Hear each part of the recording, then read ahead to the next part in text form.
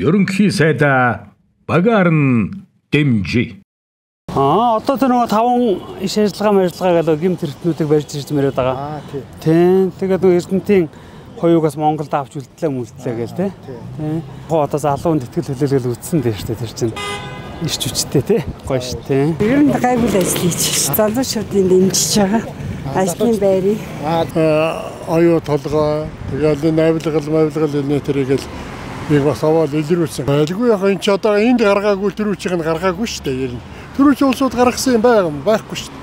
Байна. Одоо тэгээд энэ засгийн газрын дэмжин өөр дэмжих юм юу байх. Одоо тэгээд энэ 4 жилд л өхөл юм хийлээ шүү дээ. Энэ ямар байлаа тэгээд хүмүүд бич байгаа шүү дээ. Монголаар тун.